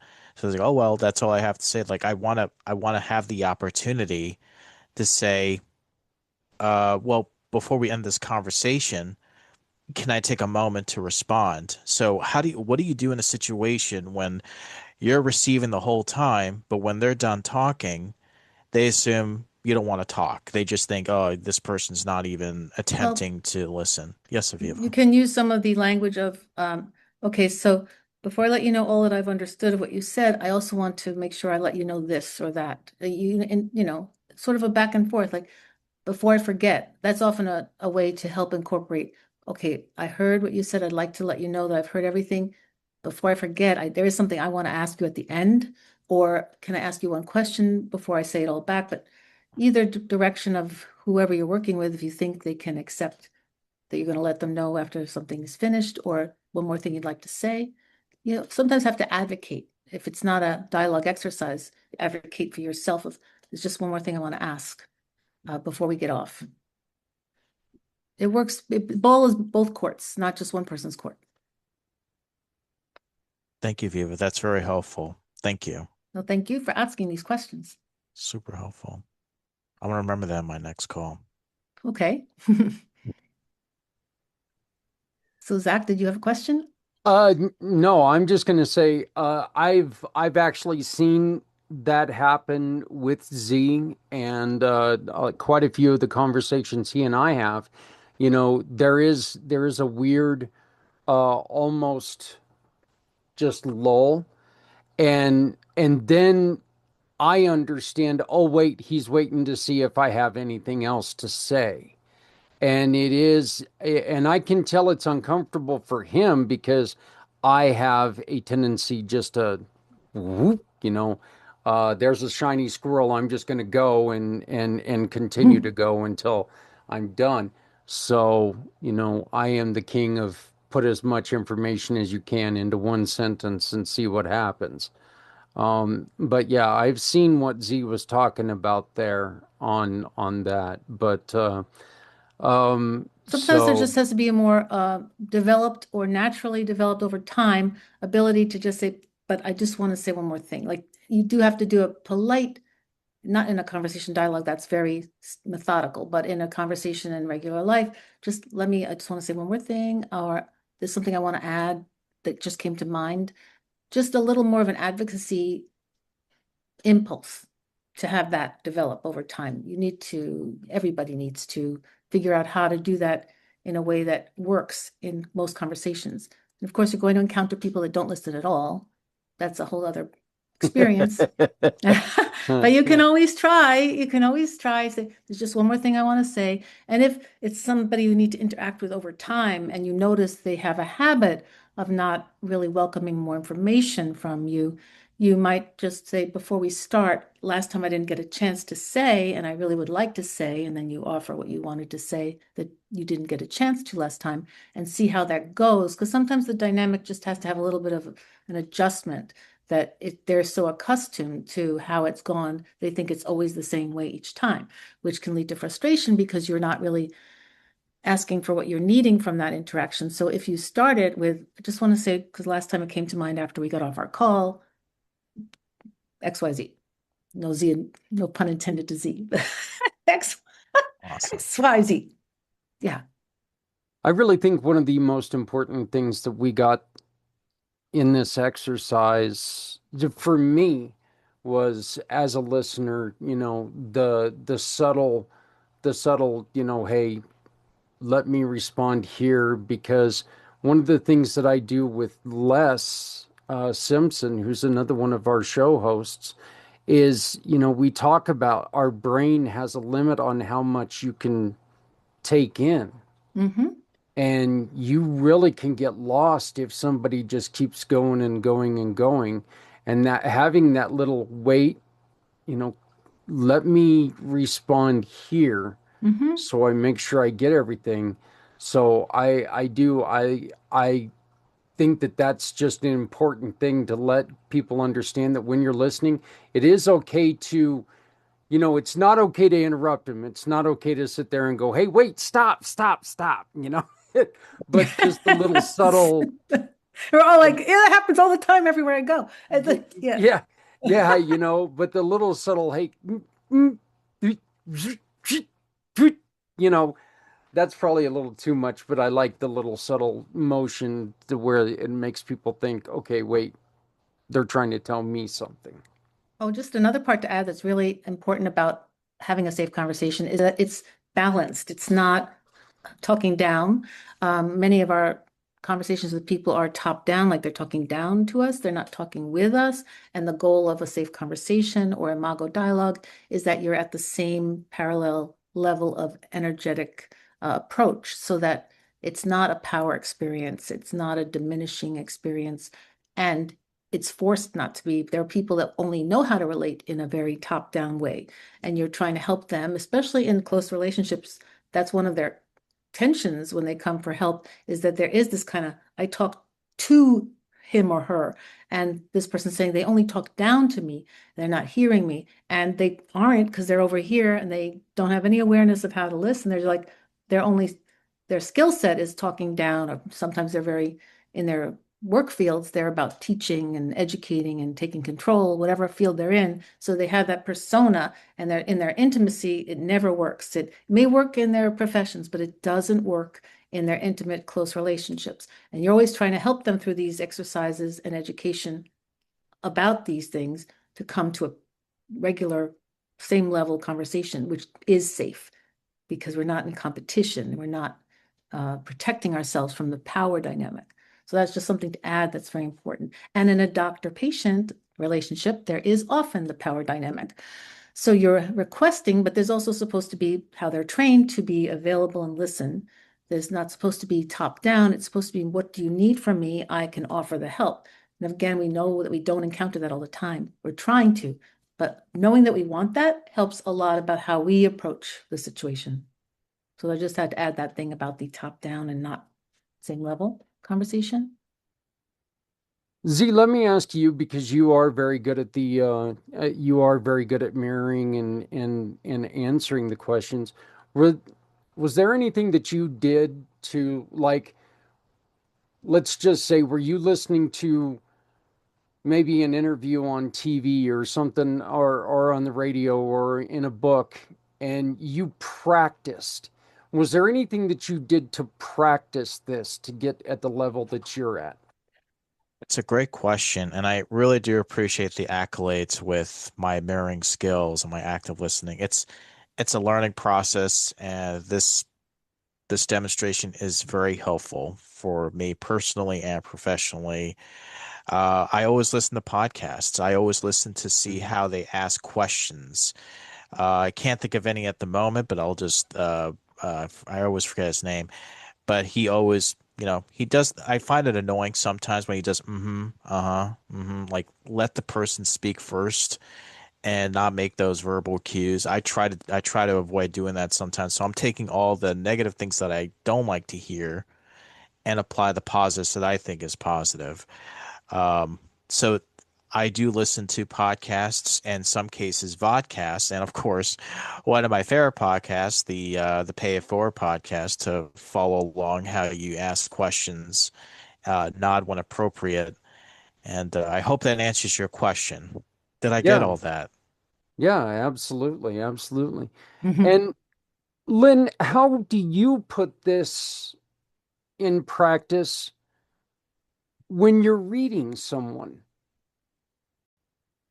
Well, everyone's energy is different. There is certainly an element of being able to read somebody's energy and read somebody's body language.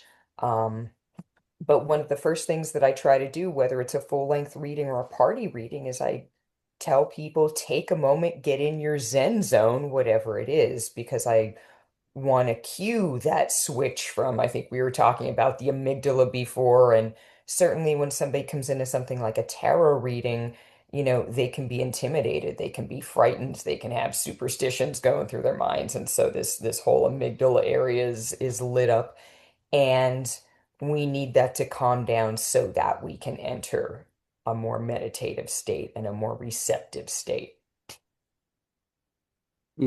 I see how, Lynn, with what you were just saying, I could see how somebody, when they come in and they're nervous, they're going to, the question they ask may be a little jumbled, and that's where being able to sit there and go,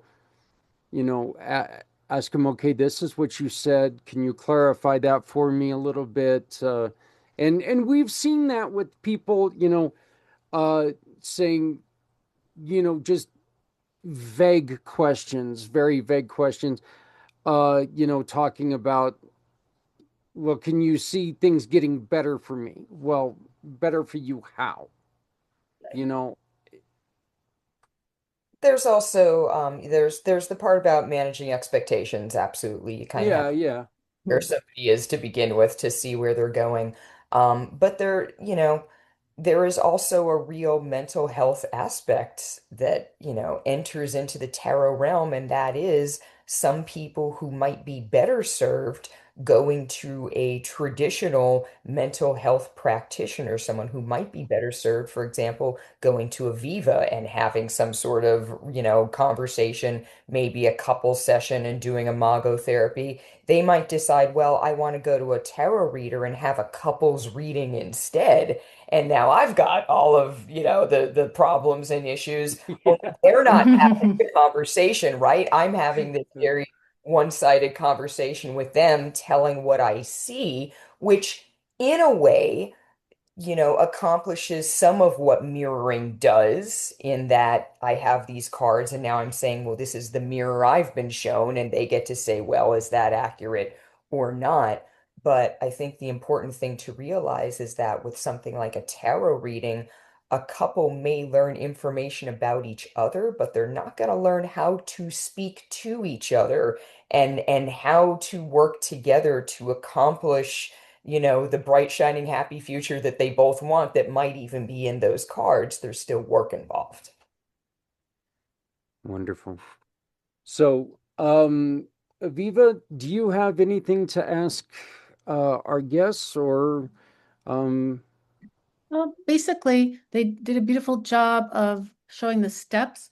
The steps are applicable to almost any topic or conversation. And if people want to work with me, I do go into much more than what we did today, just to show how much it can deepen awareness of what's going on in a relationship or a situation. Very often, like the encouragement I give after they've shared what they first say is, and the reason that's important to me, which I got some of that today, but then we go even further back. The earliest I remember having this feeling and what it really means to me when this happens to me.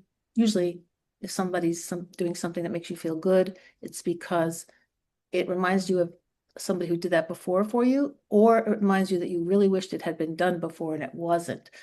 It's somewhere usually in that two extreme areas when you appreciate or value or feel affected by something someone does. That doesn't always apply to medical settings when you're asking for help, which I always like to bring it back to for today. But what will happen is you will be triggered sometimes by how people did not listen to you or did listen to you as a child or developing or in school. When you're asking for assistance, you'll be triggered by how you're being responded to. What's good about awareness of that is that you can then say, I'm aware that I'm being triggered inside. I'm aware that I'm being triggered by that way that they're relating to me. How can I respond in a way that maybe will shift what they're saying to me? Because all different kinds of things happen. I just remember saying, what I'm really trying to ask you is, when I feel like they're not getting something I say, a practitioner, what I really am trying to say is, or what's really concerning me is, and I try to just do the part where they're not fully getting it, and they're not trying sometimes because their mind is just letting them make a conclusion.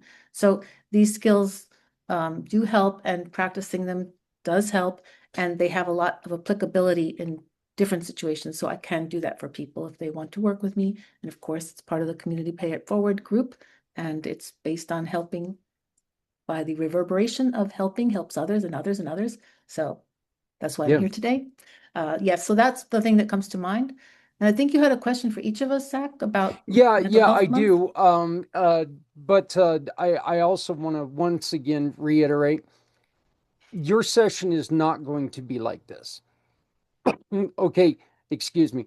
Your session is going to be more direct, and you're going to be able to ask questions and answer questions, and it's going to be we're not going to try to, Aviva's not going to try to throw everything into a 30-minute segment with you and everything. So please don't be intimidated thinking that, your first question is just going to be a water hose of information. It's going to be more fluent and more one-on-one time. So, yes, we do have a question of the day because May is Mental Health Awareness Day, and we need to really, really focus this month on what we can do to help others through, and active listening is obviously one of the best things that you can, probably the most important thing you can do for someone who is struggling. But our question of the day is going to be twofold here. I'm going to ask the question, so please answer the question and then give us your contact information. Lynn, let's go first with you. The question is, what do you do in a time of heavy stress, or even trying to keep yourself out of a depressive state? And I think you already answered this, so I'm going to be interested to see what you say. I mean, these are things that I definitely manage on an ongoing basis. So the most important thing is to build supportive habits into your life and then not being afraid to change them when they're not working. So if I'm getting overwhelmed and I have, 2 or 3 hours in the day and my choices are make a very healthy dinner and clean the house and do something else, or have a slightly less healthy snack and take a nap, I'll take the nap. Sometimes it's just a matter of not overscheduling myself, not overbooking myself when I know that I only have so many spoons to offer. So turning off is good. Um, this year earlier, it came to my attention that it is a good thing when you know that you just need, a couple days or a couple hours to just not respond to the texts and the emails and things like that. Have a friend who is aware of that situation, that somebody can check in and say, "Hey, I haven't heard from Lynn in a couple days. Is everything okay?" And I would say also work on being the type of person who, when something does happen, God forbid, you're in the hospital or something like that, let people know. And so people both have the experience of, hey, if this person takes some downtime and I don't hear from them for a while, it's okay. They're doing what they need to do. And if something is, really wrong and happening, somehow I will find out. They'll let somebody know. So if we can kind of touch both of those bases, I think it's a good start. I really think one of the things that you just said there was you got to learn how to trust somebody with who you are. But without expanding the show too much longer, how important is meditation? The utmost importance. Sometimes, especially when we're in that high stress place, we feel like we've said all the prayers, right? You've talked to your higher power and you've gone over your wish list and the reasons why and the ways that you feel over and over and over again, and it just can wear on you. That's where meditation comes in, and you can just sit. And that's all you have to do is just sit.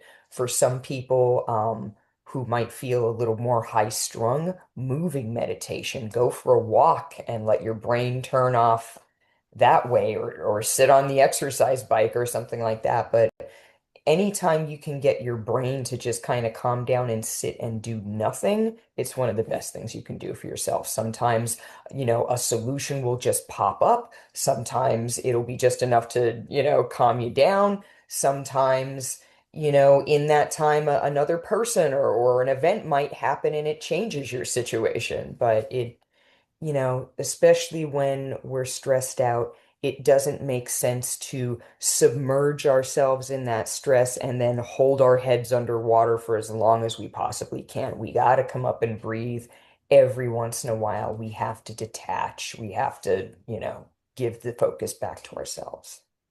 Beautiful. And how do people get a hold of you? Footnotestarot.com, the beautiful website built by Mr. Z. I seem to see a theme coming on here real quickly. So, one other thing is that if you would like a connection, if you would like an introduction, please reach out to me. I will gladly introduce you to any of these three wonderful people. The other thing you can do is scan the QR code in their little box. It's going to be there, so you can just scan that code and it'll take you directly to their landing page. You can find all their information, all their contact information. So, Lynn, thank you very much for joining us. I look forward to seeing you here in 2 weeks for Lynn's Day. Absolutely. Thank you for having me. This was wonderful. I really appreciate having this conversation and getting Aviva's wisdom out there because we have all benefited from it so much. Honestly, I can't think of a better time to have this conversation than the beginning of Mental Health Awareness Month. So, Mr. Z, question to you is, what do you do, my friend, to center yourself? I think is a really good way of putting it during times of stress or even depressive times. You are on mute, my friend. Rookie mistake. Thank you so much, Zach, Lynn, and Viva, for the kind words. And you're doing it right now. I like to surround myself with people that uplift me and make me better than I was 5 seconds ago. And a lot of things that you mentioned, Lynn, Aviva, Zach, about meditations, productive meditation, going outside for a walk, distancing yourself. And thank you, Lynn, for the shout out, Aviva and Zach as well. And it's funny you mentioned about meditations because one of my favorite pieces from Marcus Aurelius is Meditations, and he always mentions that the happiness of your life depends on the quality of your thoughts. And I don't know who really said this before, but sometimes our minds get so caught up in the moment that it turns into boiling water, but it's really hard to see through the water that's boiling. But when things get cleared up and you see things, you can see a reflection. And Aviv, I believe, mentioned about being reactive, and I am guilty of this sometimes when I'm, doing a lot of things and I blurt out things that I don't mean to say, but it comes out the wrong way. And I think to myself, maybe I came across a little bit too harsh. Maybe I should wait. And the expression comes in. When you do things in anger, you can take back what you did, but you may not be able to take back what you said. So I agree with everything that you've all said, Lynn, with meditations, just seeing yourself from a situation. I find that sleeping on it helps too. Let the subconscious do its magic, and sometimes it just works out eventually. I know that sounds crazy because you can't spell crazy without Z, but you just got to trust the process when you feel like you're stuck in that loop.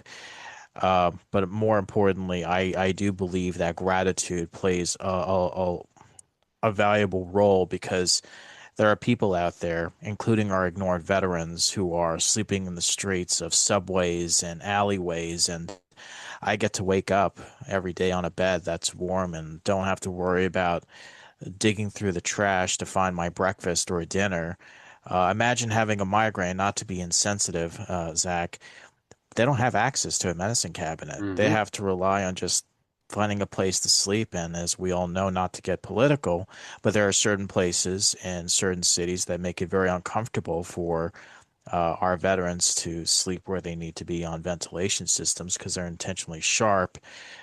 But gratitude, even though I often take things for granted, like fresh water, great people like yourselves, and the ability that we can communicate via Zoom and not have to meet up at the airport, take a shuttle bus, and meet at a hotel to do this, or in your podcast studio. We get to do things that we couldn't have done maybe 10 years ago. So I'm just so thankful for this opportunity to share the meaning of happiness, gratitude, and just always finding a way. And I appreciate the accolades, really, I do. And from all of you, I learned so much from the importance of active listening, feeling that aura of positivity, and just gratitude. And I think gratitude is the best form of currency, if you ask me, because there's plenty to give. And I'm grateful for all of you. And just one more thing, Z. What about reading? I know Oh, that's man. something very important to you. I cannot believe I did not mention reading. It's so great. I mean, there are different ways to obtain knowledge and learn from industry experts, but that feeling that you get to learn something that someone has already experienced, and the excitement of knowing that, wow, I read something that can help me improve as a person, or the things that I thought was true wasn't after all. But the excitement of reading word by word, letter by letter, there are these gold nuggets that often, they don't actually talk about this, and I hate to bring this up, and the education system. And I won't say certain books, but let's just say there are ways to split the difference, the power of positive thinking, or ways to think and grow rich while knowing that we were born rich. And it's not about monetary values, it's the mindset. That's where it comes from. And just reading the book itself is an accomplishment on its own, because I'm sure all of you read 100 books a year, but the average person after they graduate from high school read about maybe one or two books a year, and they're not even this thick. I could say that there's a reason why some books are this long, but it's a long story. I get it. And contact information for you. Thank you. Definitely Long reach out. story. There it is. So please, I thank you, Lynn, Aviva, and Zach, for the accolades for my website services. It really does. It does mean a lot to me. Thank you. You can find me at the communitypayitforward.us/zworldwebs. And if you are interested of sharing your nonprofit, if you know a nonprofit that's looking to share their mission to Z World, please visit www.zworldcares.org. And thank you all so much for your support and making me 1% better. You're all great. Well, thank you, Mr. Z. And if you can't get a hold of this man with one of the QR codes that he's got surrounding him right now, oh, there's going to be one on your other shoulder too by the time this comes out. So your other one for Z World Cares will be over there. Yep. So, and finally, to our host, Aviva, what are some of the things that you do when you are in that feeling of overwhelm or in a depressive state? Well, for one, as I mentioned, is very key to all of what we've done today is going slower, a pause between reaction and response. And that took many, many years for me to perfect, just as a more of a habit than as a concept, because it's very easy to have concepts that we can't integrate into our behavior. But the moment I feel the stress escalating and the tension escalating and the overwhelm, I have to almost intellectually first say, you have to go slower. Like my body doesn't want to. My body's always trying to stay, I have to respond right away. I have to answer that email right away. I better make sure I take care of that right away.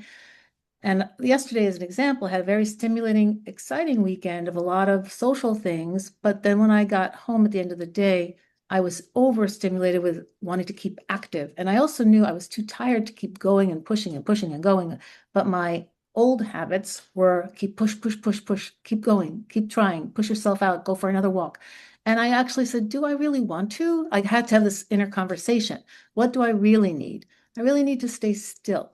So I stayed still. I didn't like it's like a kid. I made the kid sit still. I made her sit down in a chair and say, okay, just sit still and get a feel for what's really going on. What do you really want and need right now? And I determined I want to go slower. I really want to rest. I don't want to keep pushing. I've been out all weekend walking around, doing things socially. Let me just sit and pause. And then I made the challenge to myself, let me be comfortable with the fact that it will take some time to settle into that discomfort of wanting to act versus wanting to rest. And I had to sit with it because I have to help people do this themselves. So I have to be a person who can be an instrument to show them it's possible for this to happen. And of course, all through my life, I've tried to see how can I get calmer, how can I go slower, and not to equate it with the antiquated ideas of my own, like going slower means you're not doing enough, not pushing forward means you're being lazy, like all the inner stuff. So going slower helps because then I think Lynn mentioned it, the slower pacing helps more arrive. The meditation is that too, going slower, calming down the nervous system and body, breathing deeply. Solutions start to flow in because you've taken yourself out of that fight, flight, freeze mode, which is what we're in when we're that activated or reacting to something. And that's when the solutions come. And so that's what I try to do is self-regulate. And often, if there's a mood or depression, sometimes it's grief that feels like depression, and you're going through a grief wave about missing someone or missing what you had hoped would happen, or regretting something didn't turn out as it should have in your mind should have, or that it didn't. There's some grief involved, and just sitting with, okay, I'm having a wave of sadness and regret and grief. And I've often also tried to tell myself, give yourself, for that feeling, give yourself the next half hour. You don't have to only stay in that state, but if you want to move through that state, sit with it. I'm sad. I miss my grandmother. That situation reminded me of my grandmother very much. Let that be a feeling. Let it go through you. And it will go because emotions are energy motion. They will move through. We'll have emotions all our lives and they help us, but they also can be difficult to feel. So those are some of the techniques I use. They're not one size fits all, but that's what I try to do is go slower. That's the first one. I love I love everyone's answer. I know that one of the things that I don't do a lot of reading, Z. I've talked to you about that, but I listen to so many books. It's like having, I love being able to build that movie in my brain, even though somebody else, it's coming out of someone else's mouth, but I can still put those words into a movie in my own brain. And I can, I can read the experience or live the experience they're reading. I think one of the things that I really enjoy to do when I'm in one of these is be creative. Not You don't have to be like Aviva was saying, but you don't have to be fast. You don't have to be overwhelmed, but be creative is what I do. So, I want to, Aviva, give you the any last words you have before we. Absolutely. Well, please feel free to reach me with my QR code that I don't see yet, but it will be there. It will be there.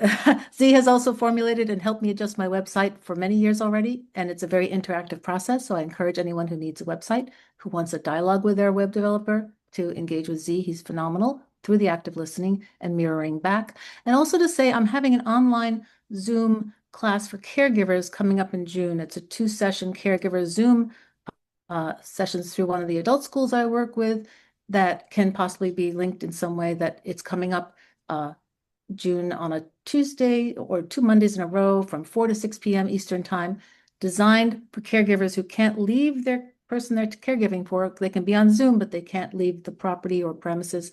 And it's going to talk all about resources, stress related to being a caregiver. So I welcome people to reach out about how to attend that, because it's totally available no matter where you are, because it's on Zoom. And we will share that information shortly with everyone. Hey, everyone, once again, Lynn, Z, and Aviva, thank you all very much. If you would like to join Aviva and I on this show, please reach out to us. We'd love to have you. We'd love to have your participation. Please put any questions in the comments, like, share, subscribe, help us grow. We will answer your questions on the next episode. If it's an urgent question, I will get back to you even sooner. So For everyone here, I want to say thank you so very much. Have a wonderful day.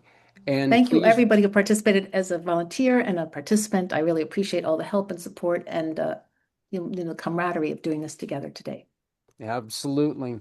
All right, we will see you all next week with Les. After that, we've got Lynn for Lynn's Day, and then Aviva will be back again. So we'll see you soon. Thank you very much. Bye, everybody. Thank you. Thank you. Thank you.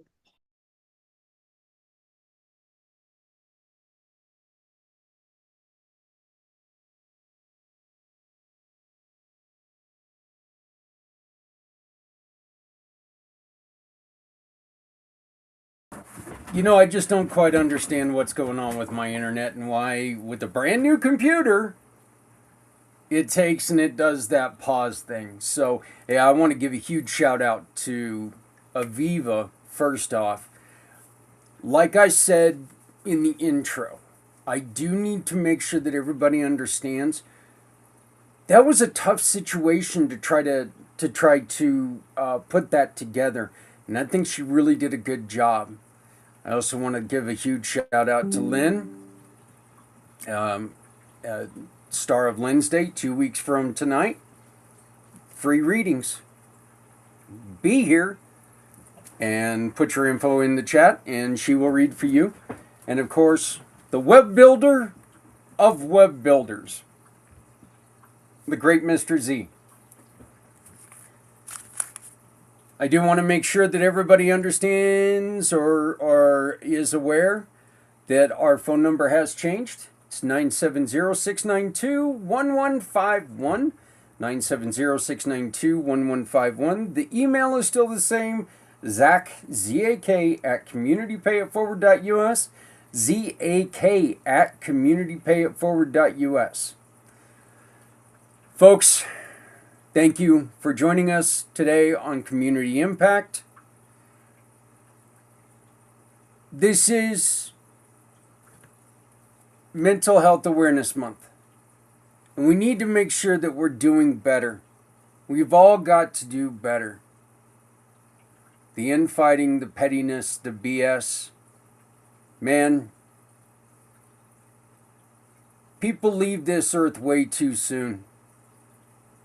We need to make sure that we've got each other's backs, and we need to make sure that we are here for each other. You can't tell someone I love you when they're gone. You can say it, but they can't hear it. We're still looking for volunteers. I still have a blanket, I still have a free reading, and I still have a book set that we will give away to a donor if they use the QR code in the cover, on the cover. So please hit us up. We still need your support. Thank you very much. My name is Zach Clayton, Community Pay It Forward, the Come Together Compass. I almost said the wrong thing. Come Together Compass and Pact Podcasting Networks. Wishing you adieu, and I will see you next week with Mr. Les Simpson, the Les Simpson Show. I'm looking forward to that. Les is a great guest. He's a great friend and fantastic partner. We're still looking to put together a team of 3 to 5 to learn how our brains can make a difference in your sales.